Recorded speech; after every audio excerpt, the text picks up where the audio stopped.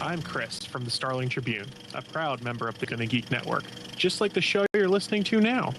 The opinions expressed are those of the individual host. Check out all the other great podcasts at GonnaGeek.com and get ready because geekiness begins in 3, 2, 1.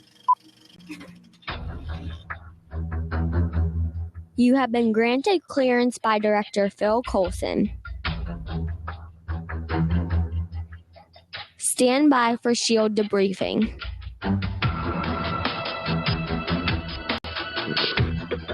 All information to be discussed here is classified and may only be discussed among agents granted clearance by the S.H.I.E.L.D. Director. Now it's time for your scheduled debriefing. I'm Agent Stargate Pioneer. I'm Agent Haley. And I'm Agent Lauren. Welcome to Legends of S.H.I.E.L.D., a Marvel Comic Universe podcast. This is podcast number 100, discussing Agents of S.H.I.E.L.D. Season 3, Episode 9, Closure. This podcast is recorded on Wednesday, December 2nd, 2015. Legends of S.H.I.E.L.D. is a fan-based podcast on the ABC television show Marvel's Agents of S.H.I.E.L.D., Marvel's Agent Carter, Marvel's Daredevil on Netflix, and Marvel's Jessica Jones on Netflix, and the general Marvel comic universe. Because we're not kidding, Marvel's villains are horrible people. If you'd like to talk to us about horrible people, Grant Ward, you can visit our website, legendsofshield.com, where you'll find all of our contact information, including our voicemail line, 844-THE-BUS-1. That's 844-843-2871. You can also find us on Facebook, Twitter, Tumblr, and YouTube by searching for Legends of S.H.I.E.L.D. And we have forums available at forums.gonnageek.com. Or if you have a smartphone, you can search the Tapatalk app for Gonna Geek. This time on Legends of S.H.I.E.L.D., we're going to be giving away our Marvel's Villains Crate. We're going to be talking about a holiday charity, CCL for Kids. We're going to be talking about Agents of S.H.I.E.L.D. Closure. We're also going to be talking about our general impressions of the Marvel's Netflix series, Jessica Jones. We're going to be talking about your weekly Marvel news and your feedback. First of all, it is the holiday season. It is after Thanksgiving, the real Thanksgiving, mind you, the American Thanksgiving, not the fake America. Canadian Thanksgiving. And we are entered into the charity portion of the year. I just want to point out that Gonna Geek has kind of aligned itself with Comic Collector Live. There is a charity that Steve Boyd, who was a co-host on Walking the Walking Dead on the Gonna Geek Network, and he is part of Comic Collector Live, and he put together this charity called CCL for Kids, and that gives toys and necessities to the Vanderbilt area Children's Hospital. So he has got a goal of $3,000. He's got a PayPal account set up specifically for donations. 100% of your donations goes to the kids or whatever the hospital needs. They have a list. They follow the list. They talk to the hospital. They understand that there's some things you just can't give, like stuffed animals. Believe it or not, because of allergies, because of germs, stuffed animals you just can't give. But there's important things that you can give, and they know what to get. So if you would like to contribute, you can donate to the PayPal account, ccl4kids at comiccollectorlive.com. Please do it as a friends and family passive money versus a business pass. And once again, that is the letters CCL, the number 4, and kids spelled KIDS at comiccollectorlive.com. So please, if you are giving, give them $5 or whatever. It will go a long way for those kids down there. All right. Now get to the fun part of the podcast. We have a giveaway that we are getting, the Marvel crate that I unboxed, 3 weeks ago now. We're giving it away. Okay, And I'm really looking forward to seeing the winner on this one, because let's face it, I need a supervillain name. It's inevitable. Yes. So I want to know, y'all, what is my supervillain name? Our listener, what sort of supervillain name that Lauren would have once, and it's not a question of when or if, it's once she turns into a supervillain. She's one lab accident away. I won't even say bad lab accident. She's one lab accident away from being a supervillain. So, Haley, what do we got? There was one obvious winner for this one, and that is Lab Rat. Our listener at Born to Eat Bacon on Twitter told us, yes, she becomes a giant rat puppet. And in my mind, it's like in The Fly. There's like a transporter fusion accident between her and the stuffed rat, and they fuse together and become one. That's what's going to happen. I can't wait to see it. And yes, It's gonna be at amazing. Born to Eat Bacon, congratulations. Please go ahead and DM me or email me, stargatepioneer@gonnageek.com with your address, and I will send it off to you. And if you're out of the country, by the way, I will need your name and phone number and email address to put on the customs form. Sorry, but it's the way I had to do it with our last winner. And the last winner's t-shirt is on the way. I haven't got confirmation that it has arrived, but it is literally going halfway across the planet. So we'll see how long that takes. Yeah. So As the lab rat, I congratulate you. The lab rat congratulates you. So thank you very much. Our next giveaway will be in January when we pop out our next great giveaway. We got a couple of things we got in the works to give away, so we'll see when we get there. But enjoy your holidays. We won't be doing any giveaways until January, so congratulations to all of our winners in 2015. We really appreciate your contributions to the contest, making us laugh, and having fun along with us. All right, now for the main event, or one of the main events. Agents of S.H.I.E.L.D. Closure. This was an awesome episode. I was literally jumping up and down on my couch, and that's after jumping up and down on my couch for the previous hour during Flash. But if you want to hear about that, go listen to Crimson Comet and Starling Tribune this week.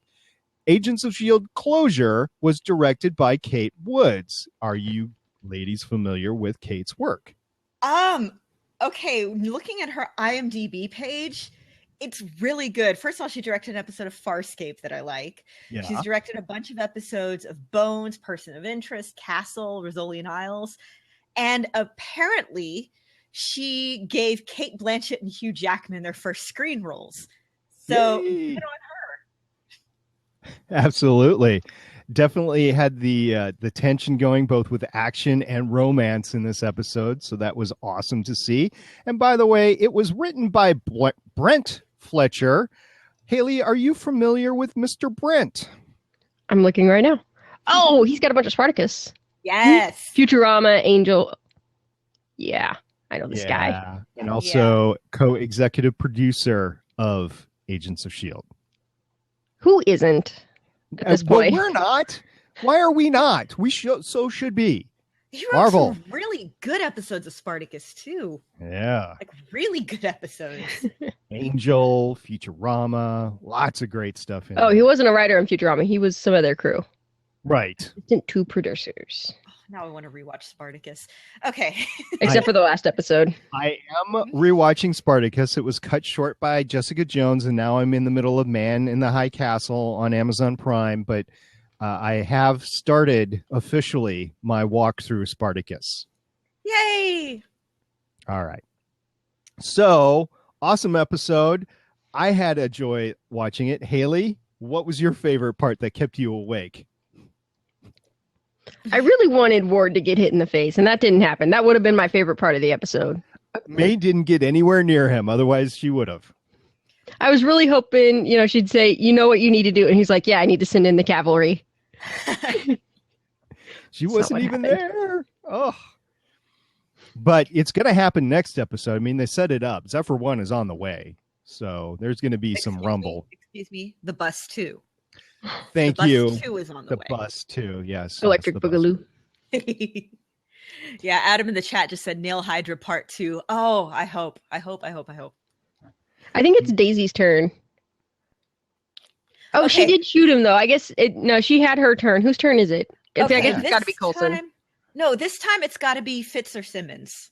Yeah, definitely. Yeah, Adam says Simmons. I say Simmons. There's Yeah. just so Yeah, much. because Fitz did get to turn off the oxygen on him in the cage that one time. Yeah, so now it's definitely Simmons' turn. Every time you guys talk, I'm like, oh, there's something from this episode. Like, you mentioned Simmons. I was like, the whole thing that he said he wouldn't hurt her, and yet when he was threatened with Thomas, Were he just lies. went over him. That's because Ward is a lying liar who lies. Okay, he's literally the worst.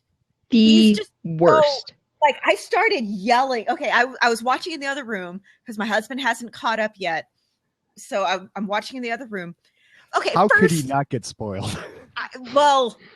Because apparently I yell incoherently a lot. So I'm in the other room, I'm yelling, and I could hear him laughing out here in the living room. My wife yelled down several times, "Are you okay?" Yeah, that happens. It's just this episode is so good, and that was after Flash too. So can we talk about the first 5 minutes of the episode? Yeah. Okay, so that was so abrupt that happened that at first I thought it was a dream sequence. Yeah. I didn't think it was real. I thought that the shot and everything, and the fact that he was looking at the bullet hole rather than her and everything, I thought it was just going to and he was going to wake up in a sweat and everything. But no, it really happened. Damn it! I was just starting to like Rosalind. I had been liking her before because I really liked the whole tete-a-tete thing that they had going, and now that we know she's not evil, just misled by Hydra. And then they're finally getting to have a nice dinner of wine and burgers, which and she opened his ketchup for him. Yeah, she opened his ketchup for him with extra bacon. She mentions bacon. That's this is so cool. And of course, to rub it in, they have the isn't there? This is where we got our first drink. They have this nice little quiet moment, and then blam, literally blam. Oh, but I got so angry. It was literally her last meal. Yeah, it wasn't. She didn't even. It was their first meal together. She didn't even get to take a bite, did she? I don't think so. I don't think she actually even got to take a bite. It wasn't even a last meal. She got no. They didn't get their burgers open. Yeah, she was in the process of opening the burger. Okay. Yeah. KJ Sean pointed out she ate a fry, and I think she had a sip of wine. And I'm so angry right now, just so angry. And then Ward with a stupid phone call and his stupid everything. Just, I mean, Marvel TV has some really good villains. This has between this and Kilgrave and this is I kept thinking, why is Grant Ward taking this Stargate trip? Why is he? Because I was thinking that too. And at first I was like, okay, Ward, you're smarter than this. He's manipulating. He's like, oh, I thought you were a leader and all this stuff. I'm like, this is blatant manipulation. But the thing is, Ward is just prideful enough to fall for it. That's the thing. Okay, they say, he doesn't kill because he can't feel. He kills because he feels too much.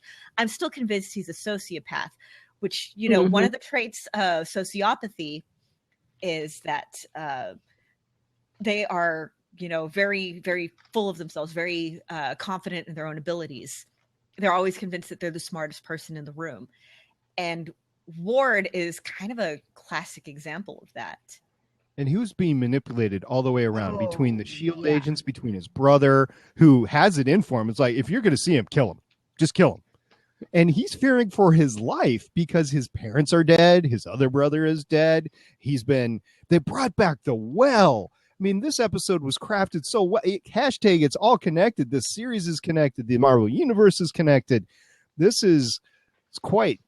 it's mind blowing. I'm losing my words here just because it was so good. It was just mind blown the entire time. Okay, so the reason I asked that question, by the way, is so Grant Ward goes over to the other side, to the other planet, whatever it is, and my question is, Malik told him to look whatever that creature is, Grim Reaper, we'll call it for lack of a better term, in the eye.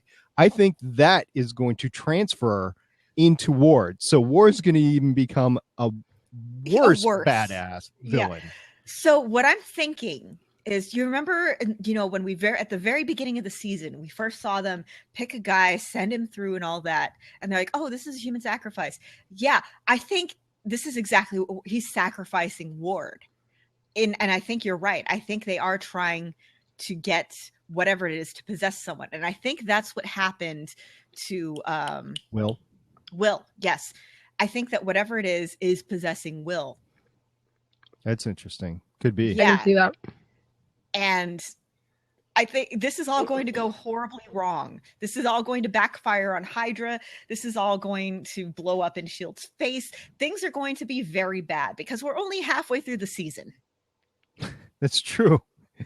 And we've got to ramp up to the Civil War too. So maybe something else happens in S.H.I.E.L.D's universe that really keys not just Sokovia, but something else keys into what's going to happen in Captain America Civil War. Do y'all think that it's going to tie into Civil War, or do you think it's going to be more like it was with Avengers 2, where it was just kind of a thing that was happening while they were busy with their own stuff? I think there's going to be ancillary stuff that happens that then is brought on the screen somehow. It's going to be more connected than Avengers 2, but not as connected as Captain America Winter Soldier. It's going to be in between, but it's still going to be a tie. It's going to happen. Yeah, I think that's right. Yeah. I could see that, yeah. So, all right. So we talked about The Last Meal. We talked about Grant Ward. What a shot, by the way. Of course, it was CGI, but well, what, a 2-click away shot or whatever it is? I don't think they said whatever the range was. But I'm very bad at judging distances, but that was a very long. It was way impressive. away. Unfortunately, it was impressive, and he wasn't supposed to kill Coulson, and he sent guys in to. He's just toying with Coulson. Exactly. This is again why I think that Grant Ward is that they took like a textbook sociopath diagnosis and kind of wrote Ward around it, because again, he thinks he's smart enough to toy with everybody in S.H.I.E.L.D., particularly Coulson. He's making everything personal because they hurt him. He's you go and you read, okay, this is going to sound bad, but I read a lot about serial killers, not because I'm like, ooh, serial killers, but because I'm like, this is such an alien mindset to me that why are people so horrible? Like, just want to remind our listener, one lab accident only. One. I swear, no. I don't understand why people are so awful. And it's like trying to hear them explain themselves. And it's like, I don't understand. No. So I'm trying to hear from like a scientific perspective and things like that, a psychologist perspective. And they seem to have taken a lot of what the psychologists, the scientists and all that are saying about motivation, about personality traits, things like that, grandiose sense of self-worth, glib surface charm, things like that. And it's written it onto Ward. And I really, really dig that.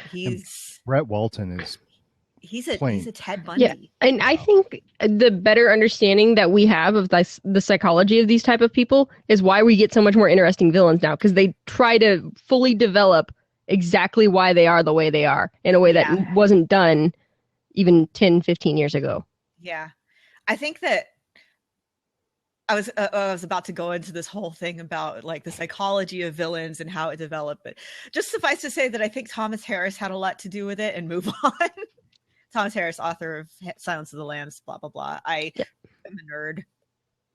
So the event occurs, Coulson escapes. It's hard to tell if they let him escape or if he's just that good that he escapes. I think it's the latter. That Brett Dalton, that Ward would have killed him if given the chance, but let him get the opportunity to get away, and he escaped.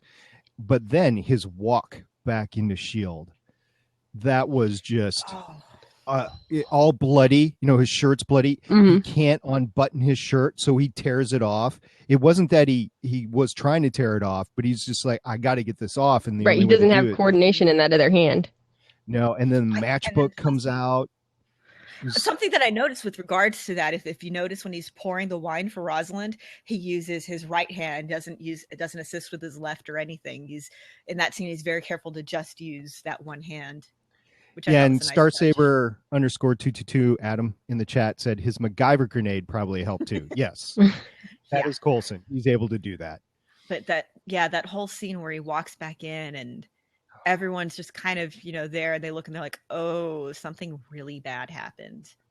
Mac's like, all he told me was get the interrogation room ready. So they're like, okay, what's going to happen? And then he interrogates the original team. And it's like he's brutal with the questions, but it's not malicious towards the individual. He wants to know. Any way to defeat Ward. Yes, it's what it is. It's taking a step back cold, like just at a distance, like he needs to be to get this angle on Ward. He needs to be as ruthless as possible because Ward is ruthless.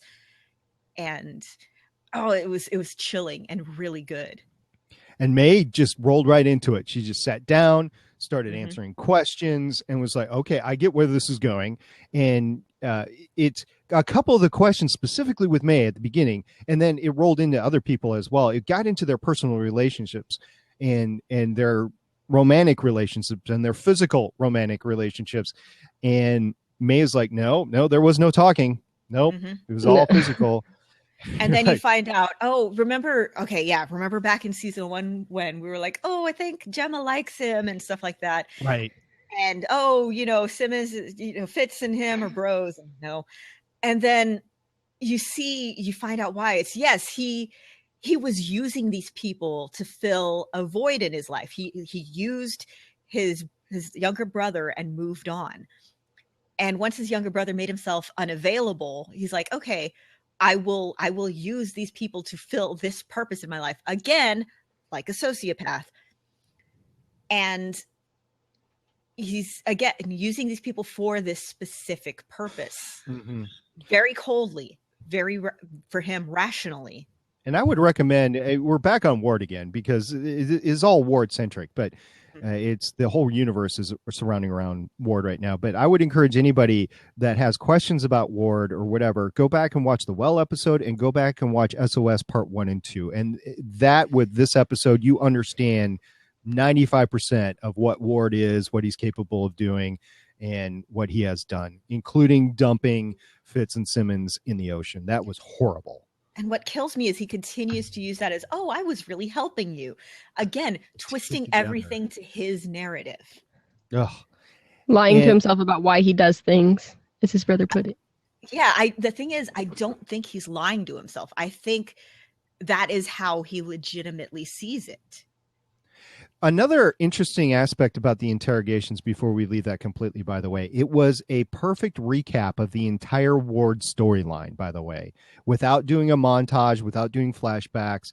It was a way to get that story out, a way to go forward into this story and to bring it all together. Marvelous.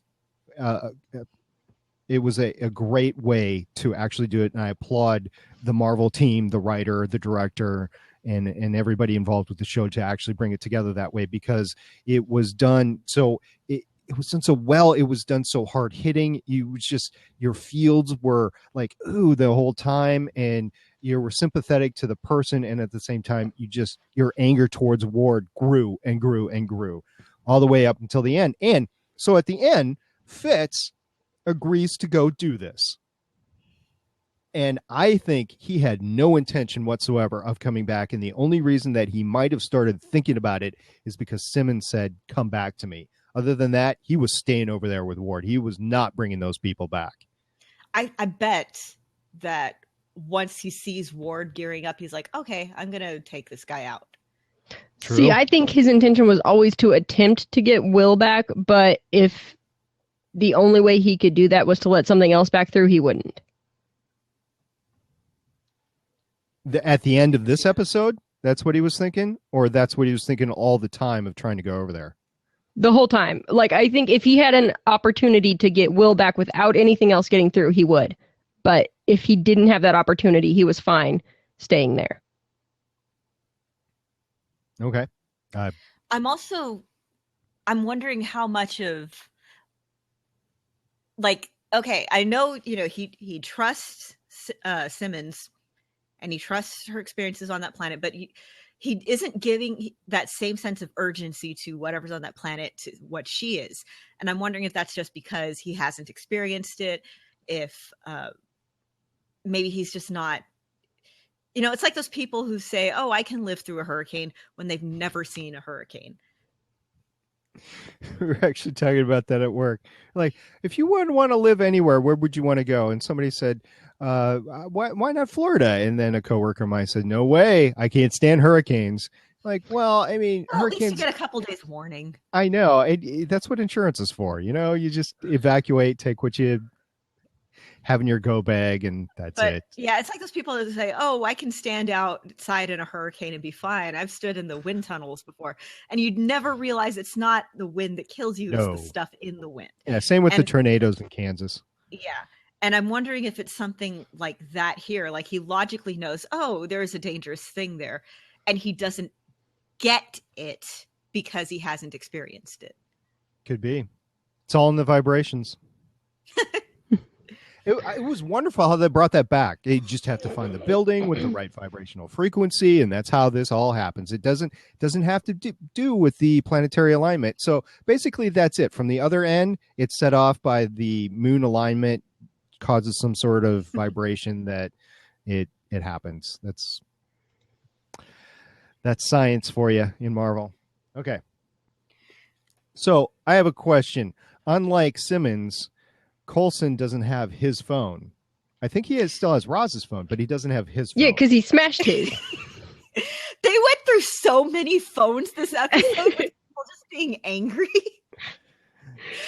He smashed his, Ward smashed his, just phones everywhere. It's like, people, this costs money. Ward doesn't have his either. That's important. Of course, Ward's phone wasn't fixed. It wasn't Cisco'd. Yeah. What? How do you say it in the Marvel universe? Fixed. Okay. Fixed. He fixed it. So Ward is interrogating the science babies, and it was Simmons didn't look too terrible when they brought her out. I was thinking that. Like, okay. Did we see the entirety of her interrogation? Just like those 4 screams that he heard? I just happen to have one of these in my desk, by the way. Okay, don't ask what's behind the curtain. Villain now, okay? So I'm thinking I can do a lot of stuff with this that's gonna hurt big time. I mean, it's gonna. So can I mean, she still has all of her teeth, as far as we know. She's got one scratch on her cheek. Yeah. So I can think of all the stuff that you can do with that. A hammer, and I don't have a hammer. Only a flesh wound. So a hammer and one of these channel locks. And it's like, okay. Simmons looks pretty good. And she was screaming a lot. Yeah, and it's not like she limped out or she's like holding her sides or something. No, she's got that scratch on her face. Otherwise, her hair was the slightest bit disheveled. Yeah, she was able to hop over to Fitz at the end. I felt bad thinking that, but yeah, she looked really good for having just been supposedly tortured. But I bring those scenes up because any scene with Ward in this episode and a member of his original team, it was just so full of tension. It was so full of dramatic effect. It was everything that you've wanted to build up to this point in time. The only problem is May did not have her one-on-one with Ward. It didn't happen. Neither did Coulson yet. So it's going to happen. Nail Hydra. Next week. Nail Hydra. Coulson, being an idiot, jumping out of a plane straight through a portal. Yeah. Oh, and then hitting his head. That's like super bad for him. So okay. I get knocked unconscious? Oh, that's super bad for you. I played a little. Yeah, I was out for like a minute. And if you reach terminal velocity, which he must have been close to terminal velocity, right? So he's going about 120 miles an hour through this little diameter thing. Do you think he just went like whoop up in the air? Exactly. And that's what happened. He went up in the air and he's got a parachute on and he didn't use it. I'm like, why not parachute back down? He's the cause of knocking himself out because he flew up. It's like a 0-0 ejection seat. He went up in the air and came down as hard as he could into that mountain. I'm like, just pull the cord, man. Pull the cord. Yeah, it was That was amazing. I felt really bad for laughing, but not really because, I mean, that was funny. Just the mental picture of just everybody comes out of the portal, all fine, then Coulson, whoop! You know, I'm trying to remember. I wonder if it was like Wile E. Coyote. He kind of hung there for a second. So I'm trying to remember in the entire 10-year run of Stargate, or actually 14-year run, if you count Atlantis, of Stargate, if they ever sped through it that fast. And I don't think they did with it. Yes, they did. When Carter and O'Neill went through the other one onto Earth by accident, and they got shot through it, and they both got really hurt. And they were in Antarctica. Oh, that episode! Yep. The McUseless episode. Okay. Yes. Except With we got the another second- Stargate. Yay! Didn't Earth Always good end to have up a with spare. like 3 total Stargates or something like I that? don't know, because we kept like accidentally destroying one, and then it was like, oh, we got another one. So, yes, why are we doing these Stargates references? It's because this was totally Stargate. I mean, Ward was dressed up like O'Neill. I mean, it was not possible not to think it. I was having flashbacks. It was. He put his hat on like O'Neill too. I know. Yes! It was a like somebody tweet Brett Dalton and ask if that was deliberate. That'd be awesome. Chris, I know you're in the chat. Why don't you go ahead and do that? Do it. Do it. Do it now. Do it. Do it. Do it. All right. So we had that going on. You had the Five Stones, the Bones Brigade. So we had a question about the Bones Brigade. Are they referring to Crossbones, or what is it? Is that like a known Hydra thing? I don't remember when they said it or what they said. That would not surprise me if it's related to Crossbones, considering that he's going to be in Civil War. Well, the Bones Brigade was in reference to the people that he sent to kill Coulson at the beginning. That Ward did. So that was what the reference was, but I didn't know if it was a Crossbones sort of thing as well. Okay, I should have specified Marvel when looking that up. And the trap to get Fitz and Simmons to Project Distance Star, just the fact that Ward mentioned it on the phone to Coulson to get them, that was what it was all about.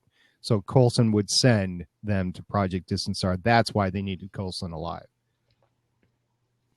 Okay, we got to transition a little bit to Bobby and Hunter because there's no heroes today, mate. Yeah, that. There's no heroes today, mate, is what he said. Yes. And I was like, oh, it's a superhero show without superheroes. Maybe because he's referencing right now, that. No, we've got a team terrible. of superheroes.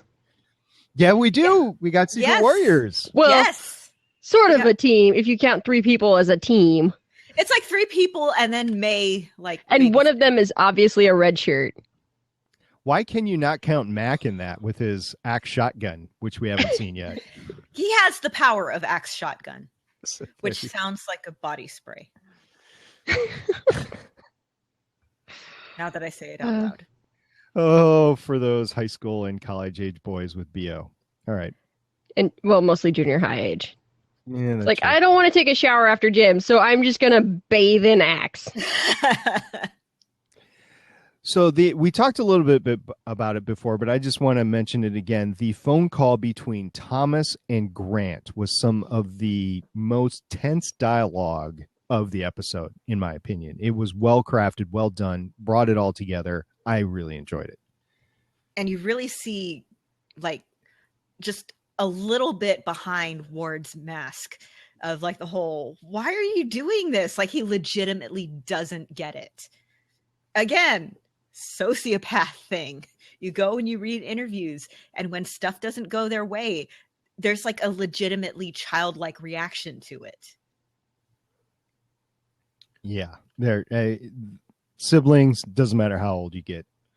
Same sort of stuff. Okay, I want to bring up one last thing. My last note, and we probably have more to discuss, but my last note is while they were in the vibration room with the portal, did you see the wall behind, I think it was Fitz a couple of times? It was full of Back to the Future flux capacitor clocks.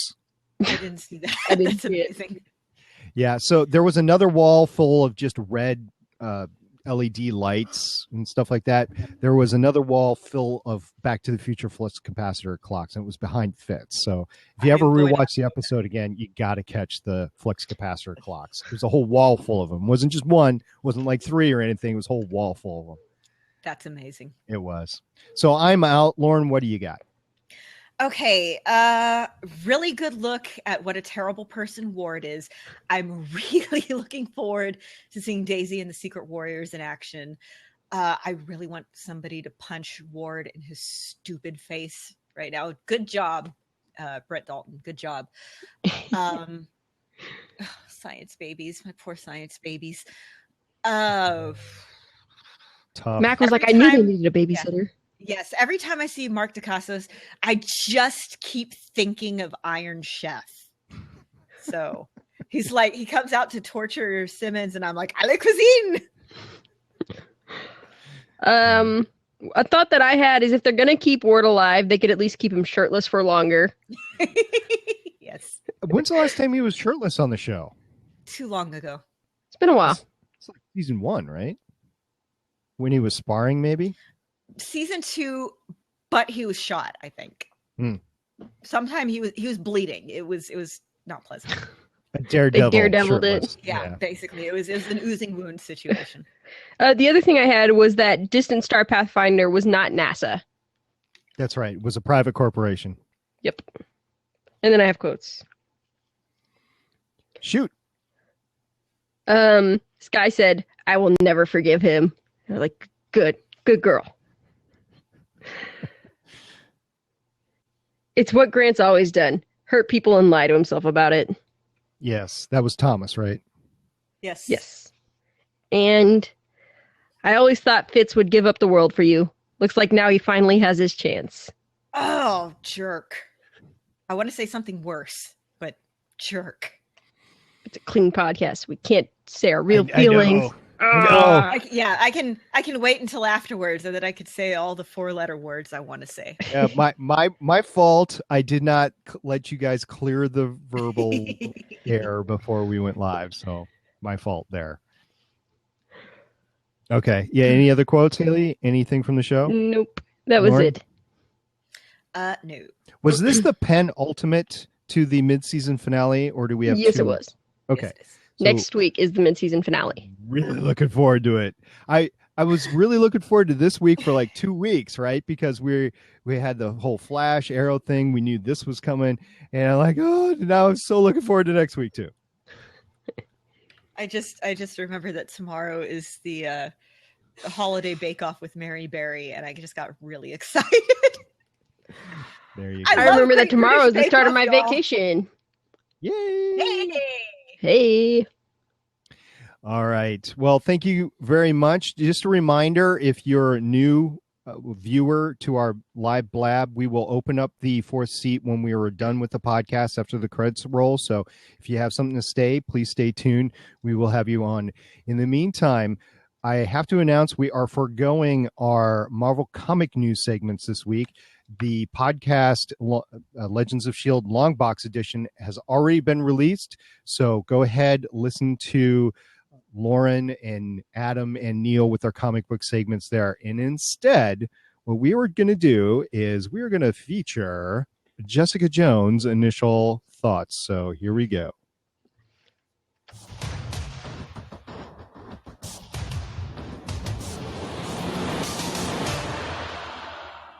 Okay, so has everybody here seen it? I've seen it. Yes. I've seen it all. I loved it. Yes. Okay, so how long did it take y'all to finish it? I just finished it Sunday. So what, a week and a half, 10 days or so? Something. I think I finished it Sunday the week it came out. I finished it in 2 days. I did too. I had to work Thursday and Friday and Saturday. So I had a viewing party with at Redfic in the chat on that Friday that it came out, and then on that Saturday I just watched it the whole day. So Wow. It was great. Yeah, I just sat there and knit and watched, and it was wonderful. I watched a couple episodes on. I think I watched 2 or 3 on Friday, and then on Saturday when I got off work, I watched all the rest of it. Okay, so first impressions, everyone. Love it, like it, Love hate it, love it, love it, love it. Love it, love it, love it. I'm glad it wasn't intentional, but I'm glad it took me the 10 days to go through it because I needed the time to process it, to get away, to play Battlefront, do some fun stuff, that sort of thing. I can definitely see that. It was a heavy show. I adored it, but I could see why some people wouldn't want to see it given the subject matter. I could see why some people would have to take a lot of time off in between episodes. That said, since I, read the comics, I knew what to expect going in. It wasn't as big of a shock to the system as it could have been for me. So y'all's impression of Kristen Ritter as Jessica, Jessica Awesome. Jones, the character in general? I enjoyed the characters in the series tremendously, all of them. They were all played very well. Kristen Ritter played a phenomenal Jessica Jones. It was obviously past her origin story. You get to see a little bit throughout the thing, but as she was moving on with her life, she had done her quick stint as a superhero, whatever. So we didn't get to see any of that. I think, did we see the costume? Did her friend? Saw the costume. Yeah. Trish held it up and it was the Jewel costume. And Jessica was like, no. Yeah, no, we were past that. So it was great. And the friend was great. And the fights, when they happened, were really slug match. They weren't really, there were fights, but they weren't elaborate choreographed. They were just slug Right, matches. because she's a brawler. Yes. Yeah. I remember when I was watching it, I tweeted that something that I love that they kept from the comics is that she's just unapologetically a sledgehammer. There's no finesse to her. She's just, when it comes to fights, when it comes to her investigation methods, she just goes in and punches and smashes until something gives. And I love that. When it comes to her breaking in, there's no lock picking, there's no delicacy. She just breaks the lock. When it comes to fighting, she just hits you or throws you through a wall or her own office door, which I loved that. That was like the first scene from the comic. It was Spent a lot of money on that logo. Yeah.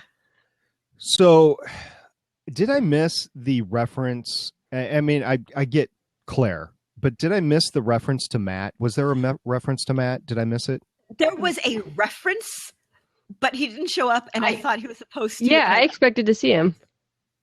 Yeah. What was the that reference? was my one disappointment. When she's talking to Claire in her apartment, and Well, she's right. like, yeah, I don't know if you've met him. She's like, actually, I have this one friend of mine. He's always questioning what he does, blah, blah, blah. Yeah, I caught Hey, that. it's Matt. Yeah, But I that's it. thought there were some legal things that, like, I have a good lawyer to. Every time they'd be like, blah, blah, blah, lawyer, I'd be like, Matt. And then he never shows. And Nelson and Murdoch is never mentioned. And I was just like, come on. I know. I was guys. really expecting maybe at the end when she's kind of on the outs with Carrie Ann Moss, whose character's name I cannot remember right now. Jerry. Hogarth. Jerry, yeah. I was expecting him to show up then because she would get somebody else. Yeah, I was expecting Matt to show up when she goes to the police station because I was like, oh, it's a weird case. They'll take it. And then no. Didn't we see that one cop that was their friend? Wasn't he at that same precinct? Oh, I can't remember. I'd have to look. I thought we remember. did. Huh. Yes. Interesting. And Marcy also, is that her name? Marcy, Foggy's girl? Marcy. Yeah, I didn't see her. It would have been easy to throw her in there. Maybe as the lawyer for the divorce or something. I could have seen that. Oh, well. So it was, great 13 hours of TV, bravo, Marvel. You did it again. The story was very complex. It was very riveting. And a lot of people watched it. Did anybody see any ratings or download numbers or whatever this time around? No, I haven't looked for them yet. And they might wait until they're about a month out to start putting that sort of information out. I think that's what it was for Daredevil. Okay. So we'll get to it. So Haley, did you have a favorite episode out of the bunch or? Because of the way I watched it, I don't distinctly remember each episode. Yeah, same problem with Daredevil, the way we did it. Yeah. It was just all one continuous story. I'm trying to look at IMDb to find which one I like. will say that episode 10, I almost quit at episode 10 because it was that bad. Oh, and then that was an intense one. The rest of the episodes weren't nearly as bad, even through the conclusion. But episode 10 was just horrible. I'm like, why am I watching this? Marvel. Okay. Oh, what are you doing to me? I don't remember which episode number it is, but the one where it goes back into how Trish and Jessica met and how they kind of bonded as foster sisters and everything. I think that was my favorite episode. I don't remember which one it was. I could be mistaken. I think that was 11. When she breaks the sink. Yeah. Yeah. Okay. Could be. It was one of the later ones. I really liked everything that they did with Trish and Jessica. It's kind of rare to see a really good, female friendship on a TV show, because usually if you see two women in a TV show or a movie or something, they're bickering, they're at each other's throats, they're fighting over a guy, they're going behind each other's backs and stuff. And with this, it's good to see them just kind of supporting each other. And yeah, they're sometimes at odds, but it's a really good, really believable friendship. I really, really liked that. Sean in the chat wants to corroborate, I won't say confirm, that he thinks it's episode 11 as well. Okay, thanks. That we were talking about. Yeah. You know how in Starling City, how, the key to running a good business is to be a window repairman? I think the key to having a good business in the Marvel New York universe is to know how to drywall. It kind of seems that way. Because lots of people getting thrown through walls. I mean, like, through the wall completely. Actually, running a bar seems to be a pretty good business in the Marvel Universe as well. That too. Except for the bars getting destroyed. Yeah. Maybe good fire insurance insurance. salesman. Yeah. Maybe insurance salesman is. I don't know. It seems like they're paying out a lot on insurance, though. There was that whole spoof over Act of God not being covered after the incident in New York. So yeah, New York's been the brunt of a lot of stuff now with Jessica Jones. It's been fun. All right, Haley, do you have any other general impressions on Jessica Jones? Not general impressions. I think the rest of my thoughts are probably more specific to each episode. Yep. But I loved it. I loved it. Yeah. So what I'm thinking of doing, and I'll put this announcement over Twitter once we're done recording, is I'll start doing a live tweet on Mondays at 8 p.m. Central. So the usual time we do S.H.I.E.L.D., just one day removed. And then we could do like a quick little discussion. Yeah. We'll start doing a episode by episode discussion each week, along with whatever else we're discussing. Yeah. Sounds like a plan. So if you have any comments about the specific episode, we'll be starting episode 1 next week. Please get your comments in, your voicemails, 844-THE-BUS-1. You can email me, StargatePioneer@guineageek.com, MP3 file. If you just want to send an email, kind of like what Andy did with Daredevil, that would be fine too. We would love to discuss your take on Daredevil one episode at a time. So basically for the next 13 episodes, we'll be doing, and that'll be interesting. Yeah. Excuse me, Jessica Jones. That will be interesting to do that during Agent Carter as well. Another female led show. So bravo, Marvel. You're doing a good job on it. You really are. So, and apparently if you listen to Legends of S.H.I.E.L.D. Longbox Edition, the comic book world is headed that way as well. And I picked up on Small Business Saturday, by the way, Ms. Marvel #1 in hard print, and that was awesome as well. And I got it. I actually ordered a couple of books because they didn't have one. They called me today. I got to go pick them up tomorrow. Yay! Nice. I don't have a comic book shop. Ooh. You have Comixology then, or Marvel Unlimited, or whatever. Yeah, I have it. Unlimited. I was gonna say, I think Marvel Unlimited was having a really good deal the past couple days. I don't know if they still are. Yeah, they were for Black Friday. I'm not sure if they're having anybody on whatever. Yeah, you know what, Adam? Yes, books you talked about as well. They're all good. Okay. All right. Are we done with Jessica Jones' initial impressions for now? I just want to make sure that everything's out on the table, Lauren. I will talk more in detail about it next week. All right. And I look forward to it because I can't believe this finally happened. It happened. It finally happened. Okay, I've got one more general thought. Yeah. We are going to go through this hiatus and we're going to talk about 2 female-led superhero shows. We're going to be talking about Agent Carter and we're going to be talking about Jessica Jones. And that is amazing. And there's a lot of comparisons right now to Supergirl, and so much of the cast of this show, Agents of S.H.I.E.L.D, is female led, and it's just awesome. And I wish the movies would follow suit. But I know it's like Captain Marvel, Wonder Woman. I guess Wonder Woman's going to be the first, right? Yep. Yeah. So. Yep. Marvel had a chance to be out the gate first, and they blew it. They decided they want to do another Spider-Man. Yep, because nobody has seen a Spider-Man movie. We're going to come up with something completely different. I still haven't seen the last one that came out. It's all right. Not missing all that much. All right, we're going to get on to some news.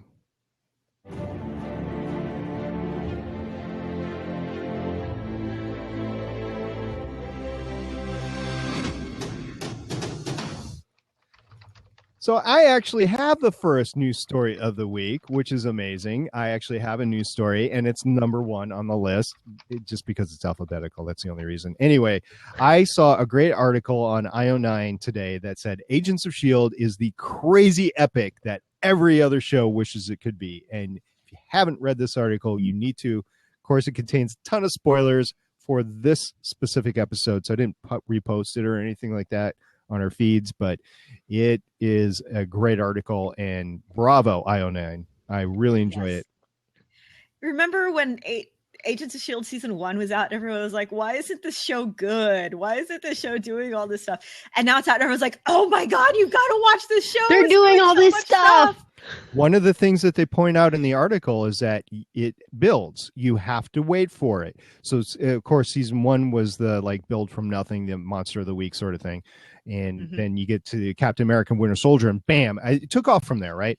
And even this season, there were a couple episodes that were building, but we knew what they were building to, and we're like, oh my gosh, every episode has just been a crescendo in this. Yeah, and if you really think about it, this past episode, Closure, is the first of a 2-part kind of feeling episode. It's building up to, I'm pretty sure, what's going to be next week.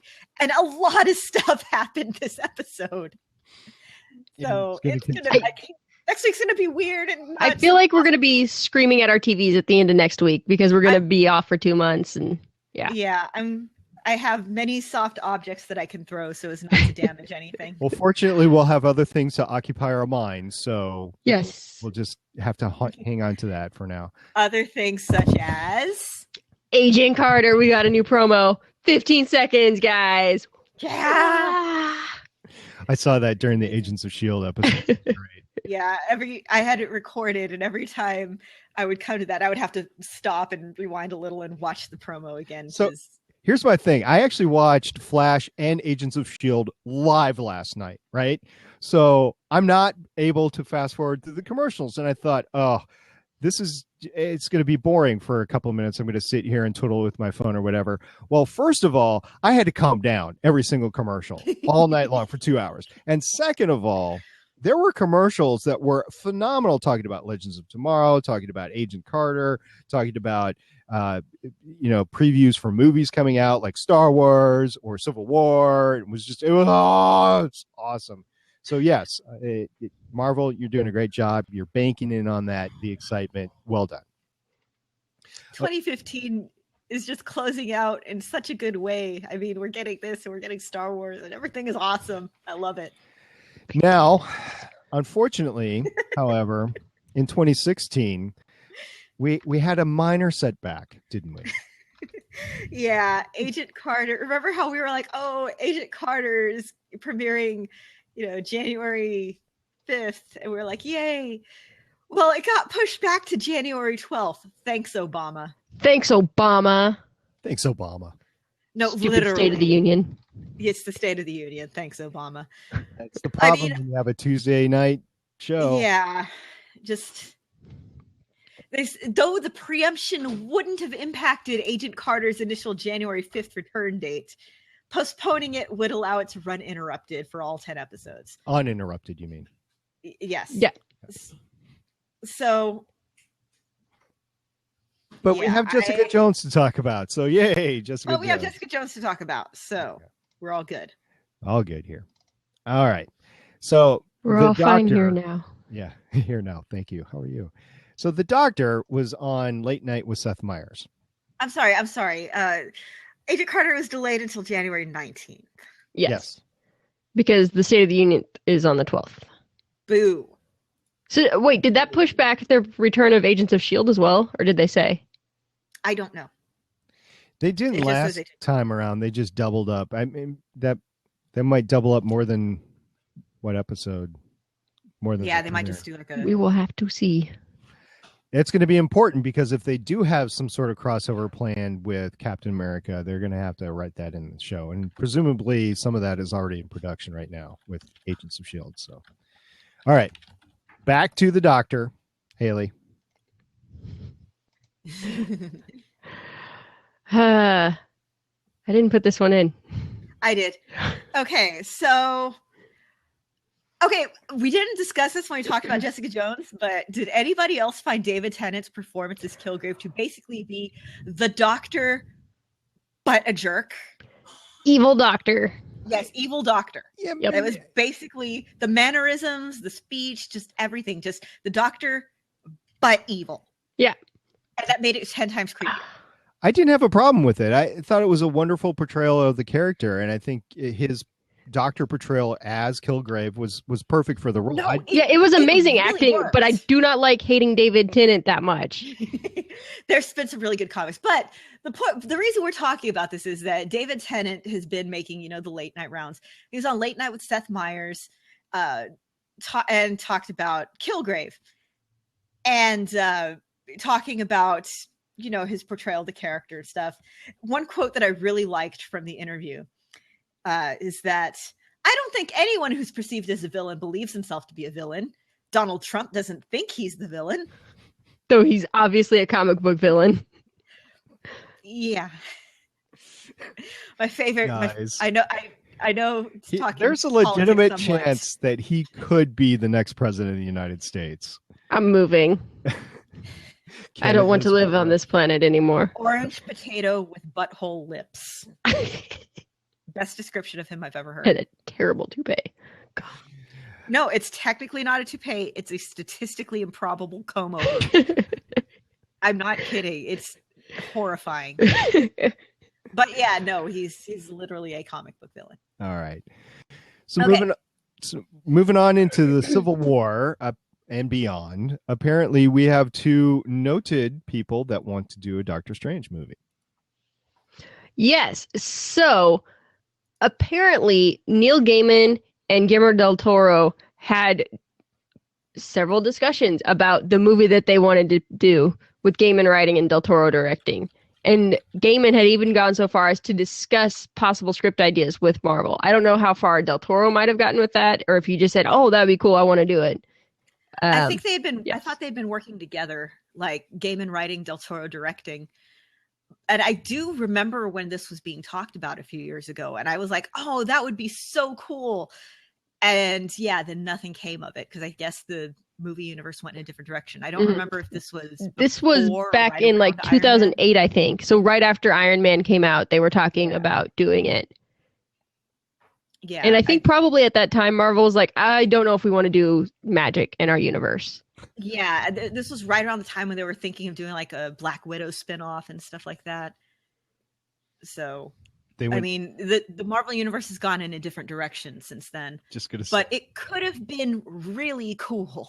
Yeah, that would be like an amazing team to do this movie. They would never pick them for it now because they don't want people with that much of their own pull, I think, in their universe anymore. Mm-hmm. But it would have been awesome. Here's the problem. Kevin Feige is going to get either overwhelmed with stuff or eventually he's going to retire. So they're going to have to pick some sort of successor. So yeah, at some point in time, you got to try somebody out. Yeah, Kevin Feige's kind of a young guy, though, so he could stay in there for a while. For as long as he feels like building up his mountain of cash. Yeah. He's got the reins. I mean, he's working for 2 companies right now. It's kind of funny. All right, so Black Panther, everybody wants to see him, and apparently we got a better look at him too, right? Oh, yeah. So with the release of this week's Entertainment Weekly, we finally get a good look, a good stationary look at Black Panther's uniform. And I'm really excited because it looks awesome. People have been wondering, okay, how are they going to do this? Considering that in the comic, it's kind of a spandexy look, and there's been iterations that have it more armored and stuff like that. But he still has this like pendant looking, this necklace looking thing, and it looks cool. They got the claws, and they got the pendant still, so it's still recognizably him. The mask looks pretty awesome. Like it's kind of like it's supposed to be reminiscent of like ceremonial armor because the Black Panther is a ceremonial position and it's functional. So we saw like little glimpses of it in the trailer in action, but this is a really good look at just how it looks on its own. And I can't wait to see this. Yeah, there's a lot of people that can't. I've heard there's some discussion over the character and its portrayal and stuff like that, but I need to look into what they were saying about it a little bit more before fully commenting on it. But if you haven't seen it yet, please go out, look at the EW cover, and you will see the Black Panther costume. On the website, on Entertainment Weekly, there's also an interview with Chadwick Boseman, and he talks about the character. He talks about his experiences filming. Some other people talk about the character. It's a really article, and they're talking a little bit about his fighting strength. There's like utilizing a little bit of capoeira. I can't wait to see him in action. Mm-hmm. Civil War is going to be fun across the board. The trailer was amazing. We'll talk about that in a second. But apparently, the more of the Winter Soldier background is going to be told in Civil War. So we'll get not just the character today, but his backstory as well. Yes. So I'm what very he's been up to for 70 years. Yeah. In an interview with, it was during his press on comicbook.com, but it's from his press tour for The Martian. Yeah. And they're asking him about that. And so he's saying like, yeah, we're going to find out more about what he's been doing, what he's done. And there's this one moment that has been gifted a lot. It's been going around on Tumblr that I really love, where they say, it's been hinted at that he killed Tony Stark's parents. Mm-hmm. And there's this moment where he just kind of looks at the camera. And someone's like, it looks like he's on The Office. I miss The Office. All right. And if you want to hear more about the Captain America Civil War trailer, I would encourage you to go to Nerd Alert News. It's a new podcast on the Gonna Geek Network.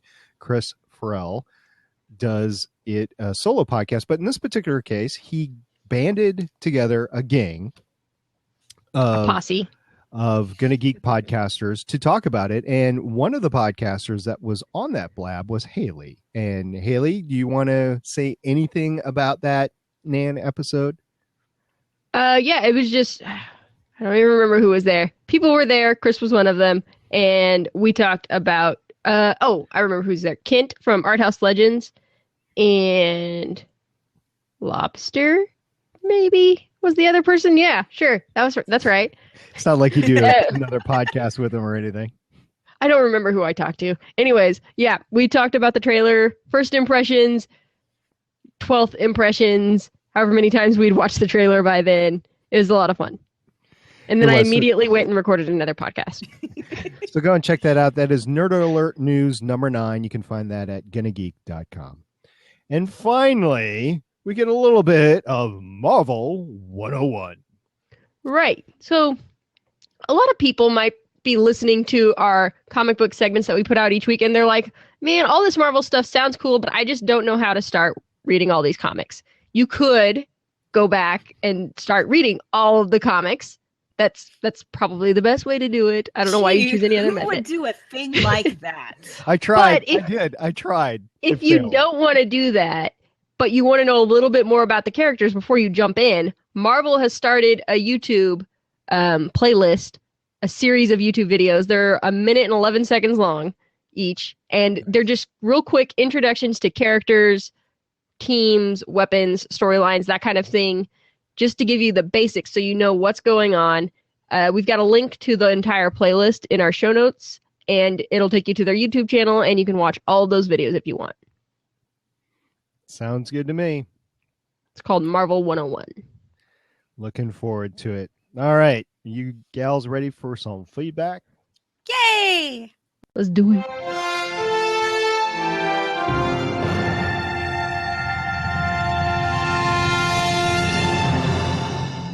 So first of all, I want to say thank you to everybody for your feedback. We really appreciate it. We've been getting a ton of feedback, and it's great, whether it's likes on Facebook, whether it's tweets back and forth with the live tweet, or news stories throughout the week, or just general tweets back and forth, or conversations through DM or whatever. Thank you very much. We don't have time to talk about all of it. We really don't. Just want to highlight a couple of things. First of all, Occasion Sean back on November 23rd, and I bring this up because we kind of had an off podcast last week, said he sent us an article that said Jessica Jones made me question the point of the Marvel Cinematic Universe. Now, I posted a personal post on my Facebook feed. I said, I don't agree with this whatsoever. So go ahead, take a look at it. And if you want to get involved in the conversation, go ahead. But thank you very much, Sean, for pointing that out.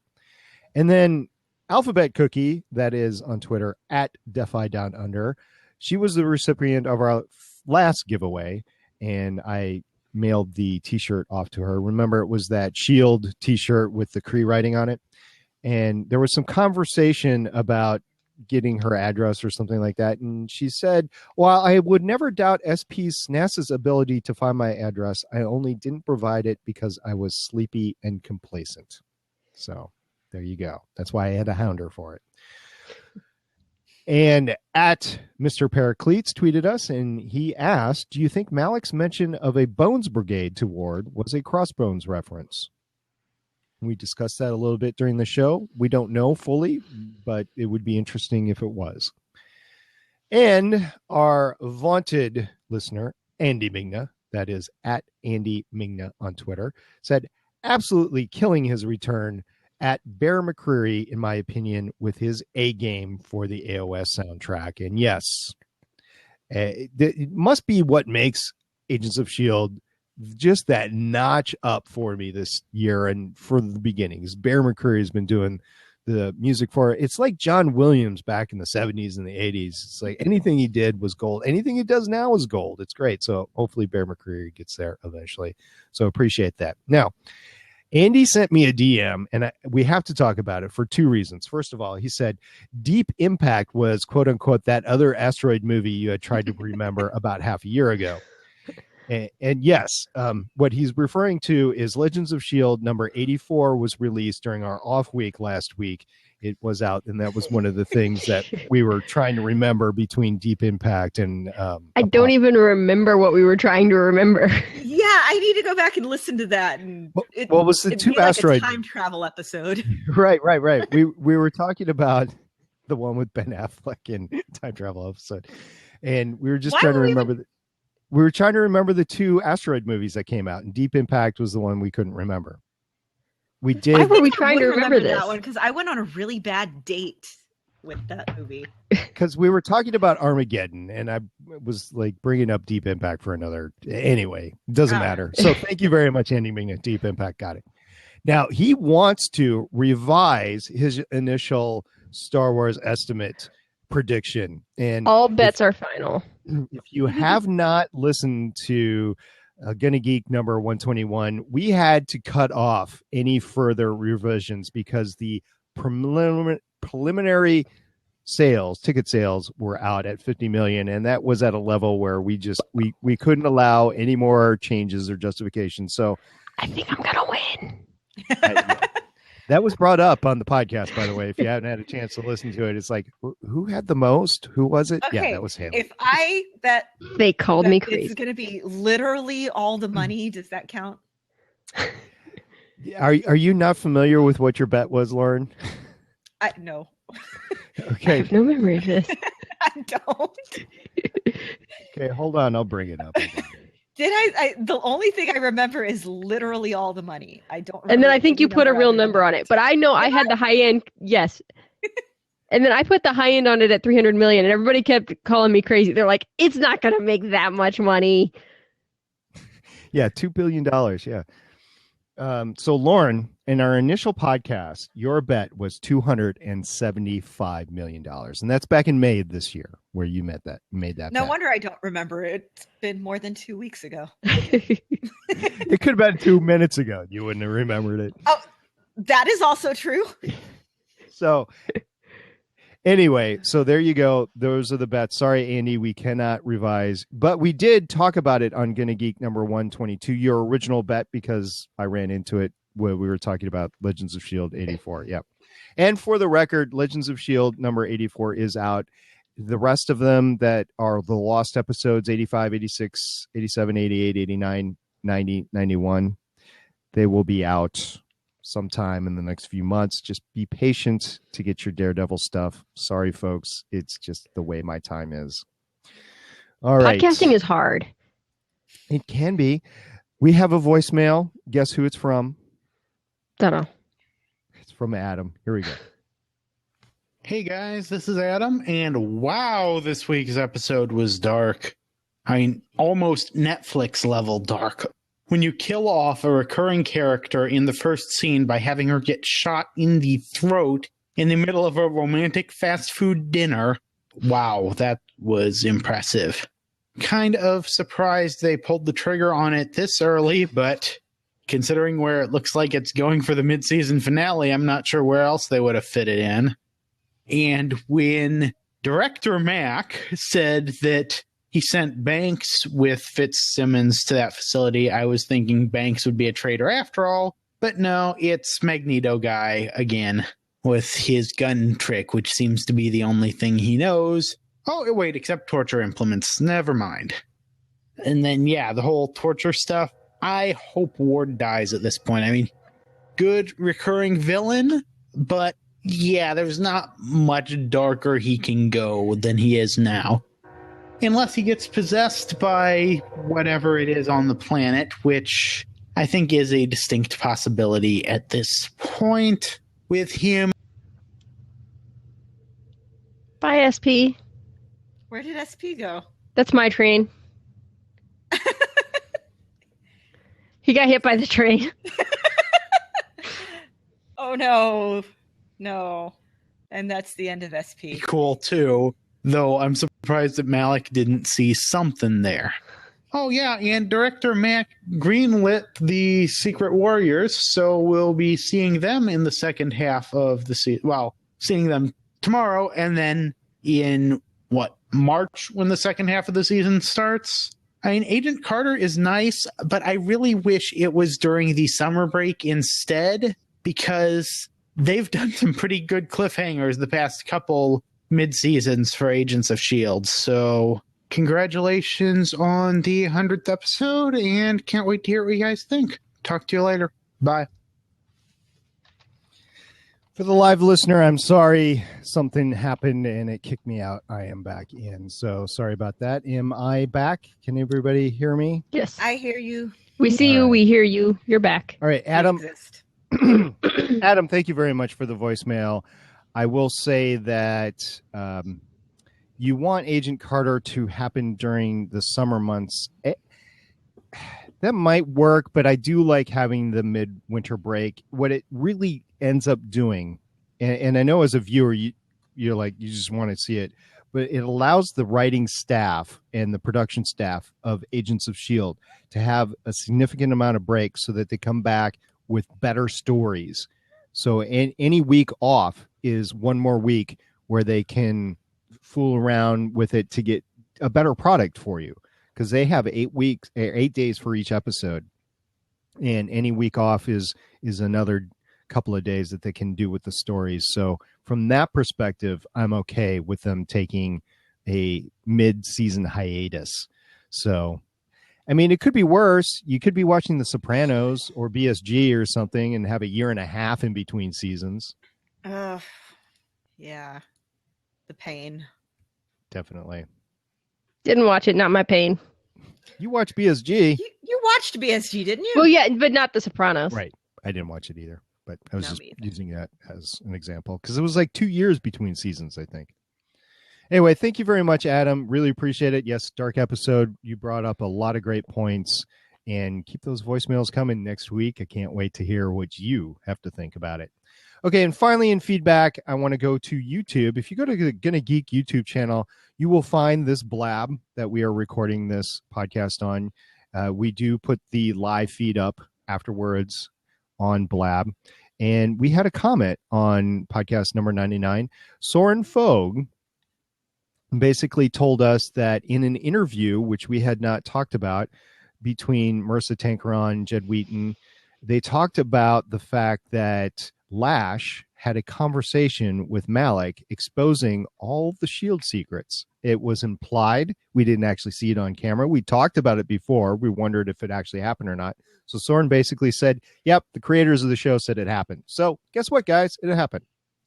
It's now canon. Not technically canon. It's not how canon works. Because they could change that if they wanted to. I guess, but they For said the If it served a future story. Yeah. For the moment, it is Word of God canon. Yes. There you go. All right. Thank you very much, everybody, for the feedback, particularly the YouTube comments. That was awesome. So Yes. keep those coming in. All right. We're going to walk this out.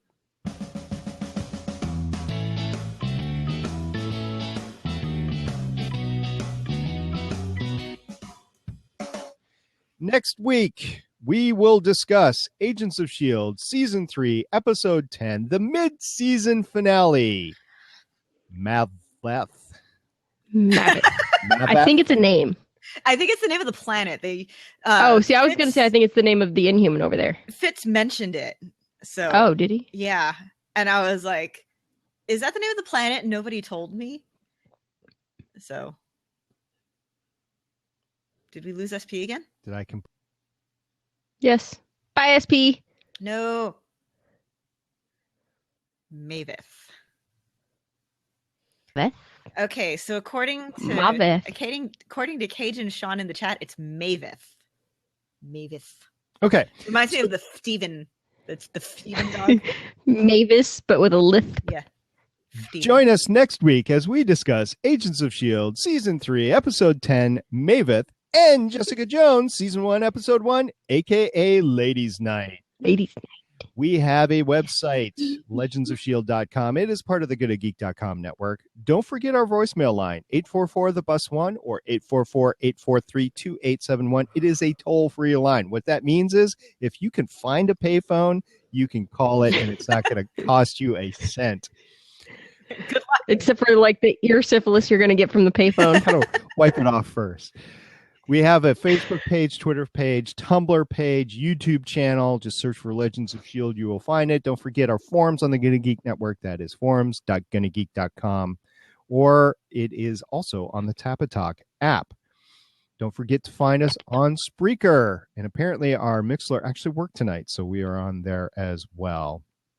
I just want to say thank you very much to all our live viewers and our live listeners. We really appreciate it. Stay tuned until after the credits, and we will open up the fourth seat to hear from you. Thank you for everybody who gets a hold of us on Twitter, on Facebook, everything. Thank you to SP especially for taking over the live tweeting last night. I wasn't able to get home in time. Not easy. Thank you so much. Could not let and thank you. I untweeted. And thank you to everyone that participates in all of our contests that we've been having. It's a lot of fun for us to see what you guys come up with for our crazy little harebrained ideas. And we don't have one specifically right now, but we're going to have another one to go along with the start of Agent Carter in January and delayed. Thanks, Obama. Thanks, Obama. But there will be more sweet swag coming. Yes. There definitely will as we go forward into 2016. Well, it was a great episode. Stay tuned till after the credits. Until next time, I'm Agent Stargate Pioneer. I'm Agent Haley. I'm Agent Lauren. Bye. See you guys next week for the mid-season finale. Bye. Later.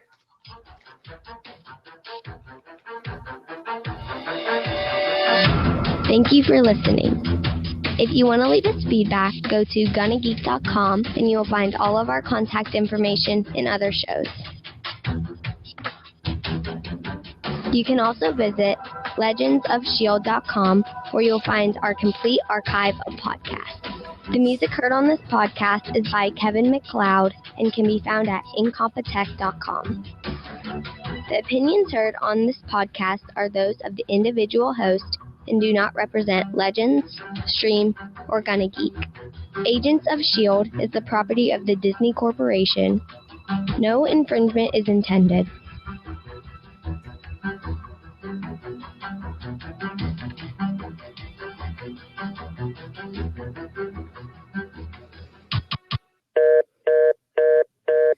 Thank you very much, Spreaker listener. We really appreciate you. Thank you for standing by with all our technical difficulties today, and we hope to hear from you back again next week. Don't forget all the ways to contact us. Thank you. Bye. I assume you're about to cut my download speed in half again. But we. All right, So- seats so open. If recording. anybody wants to comment on the great, We're done oh, we got recording. Mr. Adam. Hey, Adam.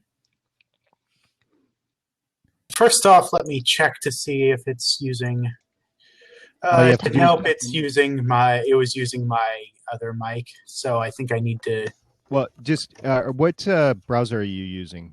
Chrome. I went in and changed it. It looks like it didn't persist it before. So you went into Yeah, I have to change mine every time. Okay. into the little camera thing and you changed it. Yeah. Do I need Did- to refresh for it to? Go ahead, refresh, and then we'll let you back in. I see a Yes, kitty. my husband has the kitty. That was Okay. fast. Is that My better? kitty. Yeah, worked. Hey. My kitty is being an asshole and biting my feet. By the back. Yeah, I thought either of mine were going to jump up on my lap as soon as I called in. So It happens. Cats are jerks. They do that. yeah. Mhm. So there was actually something in my mission report this time that I thought might trigger some conversation. Have any of you read S.H.I.E.L.D. issue 12? Not yet. No, I haven't. I'm up to 10. I haven't gotten to 12 yet. That's like 40 years away. Yeah. So basically, in this episode, all the world's superheroes are killed, and it's up to Coulson's team to save the day. yeah. Mhm. And they basically get access to all of every hero's arsenals. So I'm sure you can probably guess what Coulson took. But do you have any guesses on? And Daisy has her own stuff, so He took I'd the say- Coulson's revenge, didn't he? no. No, he took Cap Yeah, Shield. Cap Shield is Yep. what I was going to say. Okay, yes. Any That also guesses makes for sense. what the others took? Oh, so it's the current Shield team. That's what we're talking about, right? So May. Yeah. Simmons took Thor's hammer. No. Oh. And this is not the hammer. Uh, did May take Black Widow's armbands? No, but that would have been. I was hoping that May would get Thor's hammer. Oh, that would have been awesome too. Yeah. Yeah. Nail Hydra, literally. Yeah. Best one to do it with, yeah. Yeah. Wow. Let's see. Fitz would take Iron Man's suit. Yeah, it'd have to be it. Not him, but one of Iron Man's one of his hand blaster hand repulsors was The taken. repulsor. Okay. Yeah. Let's see if. Oh, do you have any more guesses, or do you want me to try showing you on the screen? And Tell me. Yeah, Oh, just no. tell us. okay. Tell me Simmons became No. Hulk. Okay, so Aw, Cap dang it. Shield. They're in Asgardian disguises, so Is that her with the web Simmons shooters? has the web shooters. Nice. Okay. Okay. Is that Fitz Bobby? has the Ant-Man helmet. Yeah, Fitz has the Ant-Man helmet, Okay. and May has the repulsor. Oh, okay. And like I said, Daisy has her own stuff Yeah. already. So That's awesome. Nice. yeah, Love it. with the disguises, it was a little difficult at first, but then I was like, oh, okay, that makes sense. Especially since Simmons had just saved Fitz with the web shooters. So, That's great. Well, So that is the end of the series, and that Agents of S.H.I.E.L.D. will start up in January, right? Yeah. So lots of Secret Warriors, and then once Agent Carter starts, there was an Agent Carter miniseries last year, like 5 or 6 issues. So I'll probably do that. Yeah, this could be useful.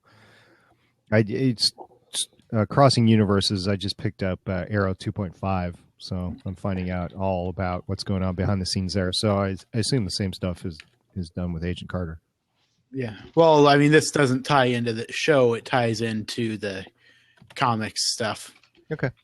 And this one was actually referenced in the Agent Carter one shot a couple months ago. Oh, nice. Since it was written by the same people. Sweet. Is there anything else you need to say about the episode or Jessica Jones or anything like that? Well, just one little, not really spoiler for Arrow. Thea crossed streams. I saw that. I just saw that on Tumblr, like right now. Yeah. I have not had a chance to watch it. I want to go watch it right spoilers. now. I'm not going to say anything else about that. Yeah, but... no spoilers, but I literally just saw that right now on Tumblr. Yeah. Awesome. All right. So, yeah, congratulations again on the 100th episode. Thank you very much. Ew. It's been a joy. It's been a ride. No, it's funny you said that yesterday was technically our 100th. We haven't released 100 though, because we've got all those ones. Actually, technically we have, because they're on the live stream. They're on the YouTube channel. So Okay. they're there. It's just... You are technically correct, sir. The best kind of correct. Correct. Yes. All right. Well, if people want to find you that don't know you, that are watching this later on Blabber YouTube, how can they find you? I'm on Twitter, Starsaber_222, and on Legends of S.H.I.E.L.D. Longbox Edition. A podcast on the GonnaGeek.com network. Woo!